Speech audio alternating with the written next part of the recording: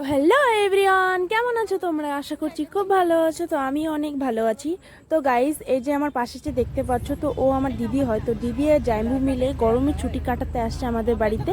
তো চলো দাদা, আমি দিদি আর জামাইবু মিলে ঘুরতে বেরিয়েছি, ভিডিওটা তোমরা দেখতে থাকো।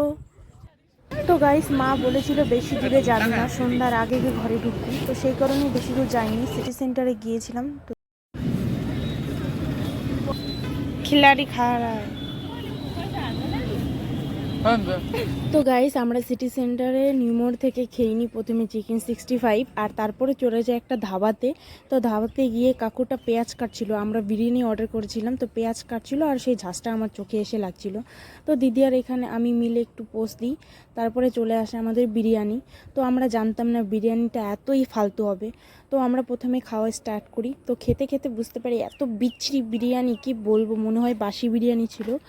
কিচ্ছু করার নেই গাইস, টাকাগুলো আমাদের শুধু শুধু জলে চলে গেল। তাই মুড ঠিক করার জন্য চলে আসলাম আইসক্রিমের দোকান। তো এখানে আমরা নিয়ে নিয়েছি বাটি আইসক্রিম, আর সবাই মিলে শেয়ার করে খাচ্ছিলাম। দেখো কতই না মজা। তো এখানে জিজু দিদিকে খাইয়ে দিচ্ছিল, দেখো কত ভালোবাসা। তো গাইস, আজকের ভিডিওটা আমি এখানে শেষ করছি। দেখা হবে নেক্সট কোনো ভিডিওতে, ততক্ষণ